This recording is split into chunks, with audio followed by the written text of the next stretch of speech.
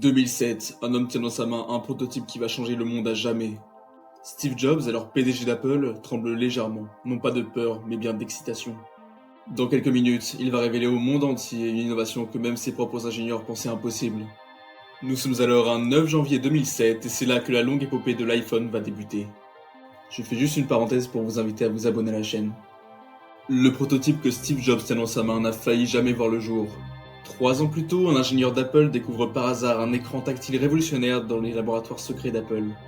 Mais à la base, cet écran n'était pas destiné à un téléphone. Il devait plutôt équiper une tablette géante que Jobs voulait appeler l'iPad. Mais Steve Jobs a soudainement une idée extraordinaire.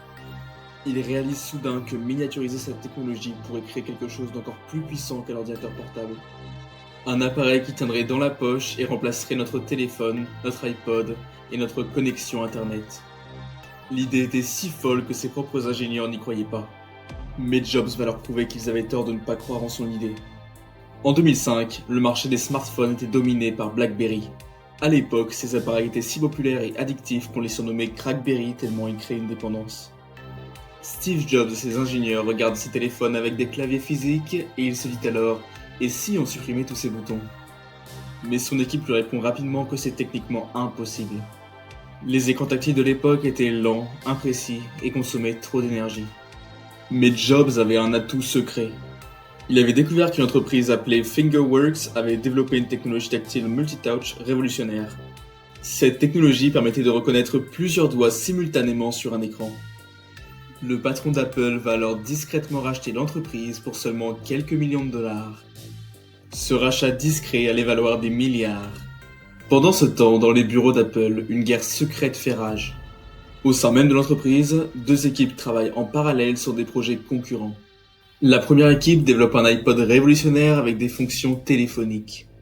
Dans le même temps, la seconde équipe travaille sur ce qui deviendra l'iPhone que nous connaissons. Steve Jobs va alors monter ses équipes l'une contre l'autre car comme il le déclare, la compétition crée l'innovation. La première équipe était alors dirigée par Tony Fadell, le créateur de l'iPod original. L'appareil qu'ils avaient imaginé ressemblait à un iPod géant avec un clavier rotatif et quelques boutons. Tony Fadell était alors sûr que l'idée de son équipe et de lui-même allait plaire à Steve Jobs. En effet, c'était sûr, c'était familier et ça fonctionnait correctement. Mais pendant ce temps, la seconde équipe était menée par Jonathan Ive et travaillait sur quelque chose de complètement différent. Ils imaginent tout simplement un rectangle noir avec presque aucun bouton physique. Et c'est bien là que l'histoire chez Apple va devenir vraiment folle. Steve Jobs organise des réunions secrètes où les 2 équipes doivent lui présenter leur prototype sans que l'autre équipe ne soit au courant. Il fait tout son possible pour qu'aucune équipe ne sache que l'autre existe.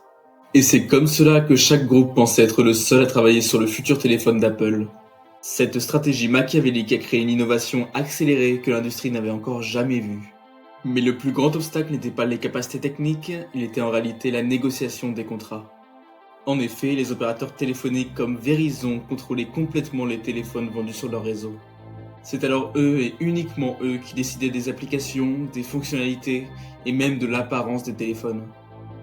Mais Steve Jobs, lui, il voulait un contrôle total sur son futur appareil. Et c'est comme cela que sont nés des conflits entre les opérateurs et Apple. Jusqu'à ce qu'il rencontre Cingular Wireless, un autre opérateur de téléphonie mobile. Au moment où il fait la rencontre de Steve Jobs, le PDG de Cingular était désespéré. Il voyait son entreprise perdre tous ses clients face à Verizon et était prêt à tout pour retrouver un avantage concurrentiel sur eux.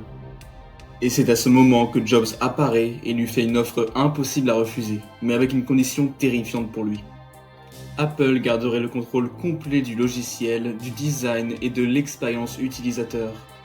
L'accord était si risqué que le conseil d'administration de Cingular a voté contre. Mais leur PDG a alors pris la décision la plus courageuse de sa carrière et a accepté l'offre de Steve Jobs. Cette décision lui a coûté son poste quelques années plus tard, mais elle a aussi révolutionné l'industrie des télécommunications. Mais il y a une anecdote que la plupart des fans d'Apple ignorent. Le tout premier iPhone conçu par Apple était techniquement cassé. La batterie ne tenait que quelques heures, l'écran se riait au moindre contact avec une clé et le logiciel plantait constamment. 6 mois avant la présentation officielle devant le monde entier, l'iPhone ne fonctionnait tout simplement pas.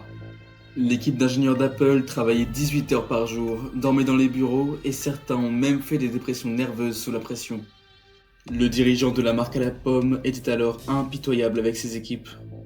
Il arrivait alors qu'au cours de réunions, il rejette en quelques secondes des mois de travail de ses employés. Pour eux, c'était une véritable humiliation publique. Ce perfectionnisme obsessionnel avec ses équipes a failli mettre fin plusieurs fois au projet. Alors que le temps presse, 3 découvertes de dernière minute vont changer l'avenir d'Apple. Premièrement, un ingénieur trouve une solution pour améliorer la durée de vie de la batterie en optimisant le processeur différemment selon les applications utilisées. Deuxièmement, l'équipe découvre comment rendre l'écran tactile plus réactif en augmentant la fréquence de rafraîchissement. Troisièmement, et c'est sûrement le plus important, ils inventent le verre Gorilla Glass avec une entreprise nommée Corning.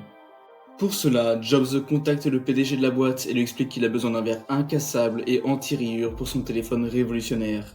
Le patron de Corning lui répond alors qu'ils avaient développé un tel verre il y a environ 40 ans pour l'industrie automobile mais que personne ne l'avait pris. Steve Jobs pendant ce temps écoute attentivement et il va alors lui donner 6 mois pour produire des millions d'écrans avec cette technologie oubliée. Dès le lendemain, l'usine de Corning transforme complètement sa production. Ils embauchent des centaines d'ouvriers et travaillent jour et nuit pour respecter la deadline impossible de Steve Jobs. Le résultat, le verre Gorilla Glass devient la surface la plus touchée de l'histoire humaine. Mais en réalité, le plus grand secret de l'iPhone, ce n'est pas sa technologie. C'est avant tout son impact sur notre psychologie. Steve Jobs a étudié pendant des mois comment les humains interagissent avec la technologie. Et il a découvert que nous développons une relation émotionnelle particulière avec les personnes ou les objets que nous touchons. Plus un objet répond naturellement à nos gestes, plus nous développons un attachement émotionnel fort. C'est pourquoi l'iPhone a des animations fluides quand vous faites défiler les pages. C'est aussi pour cela que l'écran rebondit quand vous atteignez le bas d'une page. Ces détails qui semblent futiles sont en réalité calculés pour créer une dépendance émotionnelle. Apple ne crée pas juste un téléphone, il crée une véritable extension de nous-mêmes. Le jour de la présentation, Jobs portait dans sa poche 4 prototypes différents car aucun ne fonctionnait parfaitement. Il avait mémorisé exactement dans quel ordre utiliser chaque application pour éviter les bugs. Une erreur de manipulation et l'iPhone aurait planté devant des dizaines de milliers de spectateurs. Mais il y a encore une dernière chose primordiale sur l'iPhone que vous ignorez. L'iPhone a été conçu pour détruire l'iPod. Steve Jobs savait pertinemment que quelqu'un allait créer un appareil qui rendrait l'iPod obsolète. Il a donc préféré cannibaliser son propre produit le plus rentable plutôt que de laisser un concurrent le faire. Cette décision contre-intuitive a fait d'Apple l'entreprise la plus valorisée au monde. Aujourd'hui, nous passons en moyenne 5 heures par jour à regarder nos smartphones. L'iPhone contient plus de puissance de calcul que les ordinateurs qui ont envoyé l'homme sur la Lune. Et tout a commencé parce que Steve Jobs a refusé d'accepter que l'impossible l'était vraiment.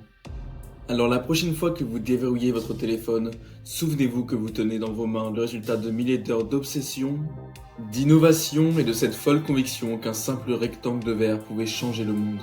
La vidéo touche malheureusement déjà à sa fin. Si tu l'as appréciée, je t'invite à t'abonner et à consulter la vidéo sur la vie de Steve Jobs, le fondateur d'Apple. Au revoir.